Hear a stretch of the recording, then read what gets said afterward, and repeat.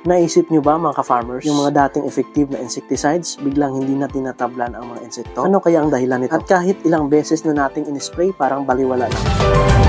Welcome back sa Farmer's Choice Agri, kung saan hatid namin sa iyo ang mga solusyon para sa masagana at protektadong ani. Ito po, si John Mark Dimitilio. At today, pag-uusapan natin kung bakit nagkakaroon ng resistance ang mga pests at kung paano tayo matutulungan ng IRAC MOA o Insecticide Resistance Action Committee Mode of Action.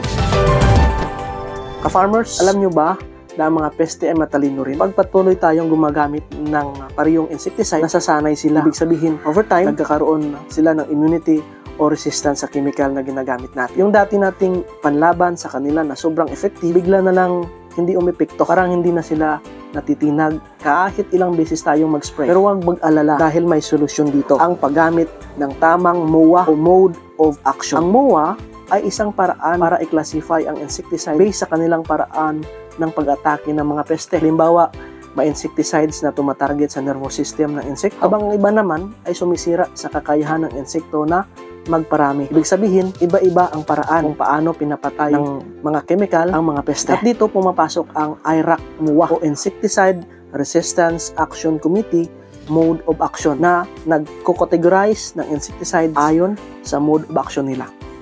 Ang secret dito mga ka-farmers ay hindi dapat tayo laging umaasa sa iisang insecticide o mode of action. Kailangan natin mag-rotate o magpalit ng mga insecticides na galing sa magkaibang MOA or MOA groups para hindi masanay ang mga peste. So, ganito natin mapanatiling epektibo ang insecticide at mapipigilan ang pest resistance. Ngayon, paano nyo malaman kung anong MOA group ang gamit nyo? Simple lang, tingnan ang label ng insecticide, nasa taas ng brand name o trade name, nandyan mismo ang active ingredients, ang group number, at kung anong kategory ito, insecticide ba, fungicide ba, o herbicide. Ito ang magiging guide natin para malaman kung kailan tayo dapat magpalit ng group ng insecticide. Halimbawa, gumamit tayo ng insecticide mula sa group 3A, yan ay mga pyrethroids mode of action, katulad ng cypermethrin, lambda-cyhalothrin, beta-cypermethrin, deltamethrin, at iba pa. Sa susunod na spray, pwede tayong gumamit ng insecticide mula sa group 4A or neonicotinoids.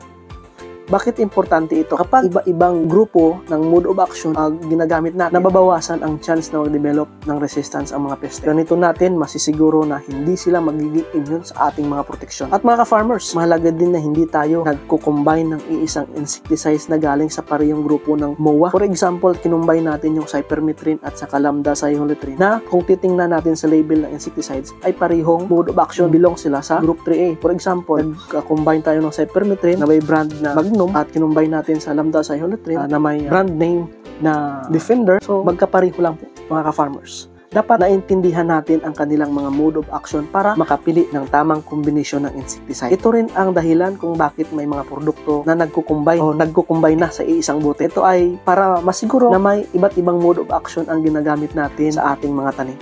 Gusto nyo bang malaman kung aling mga produkto ang may kombinasyong MOA? Available na agad sa isang bote. Available yan dito sa Farmer's Choice Agri. Comment nyo lang sa ibaba ang brand name at atin itong sasagutin. Or pumunta na kayo dito sa Farmer's Choice Agri at tanungin kami para sa tamang recommendation ng insecticide para sa inyong mga pananim. I-check nyo rin ang mga labels na binili nyong produkto at sundin ang tamang rotation ng MOA or MOA groups. Huwag kalimutang i-share ang video na ito sa kapwa nating ka-farmers para lagi tayong updated at protektado. Basta ani at kita, good choice starts here at Farmer's Choice Agri. Siyempre, at shout out sa lahat ng mga ka-farmers natin na patuloy na sumusuporta at nag-share ng ating mga videos. Maraming salamat sa inyo lahat. Umabot na tayo ng 10K followers at excited tayo sa susunod pang mga episode makapagbahagi ng kaalaman. At abangan ang susunod nating mga tips para sa mas magandang ani. Happy farming mga ka-farmers! Mabuhay tayong lahat!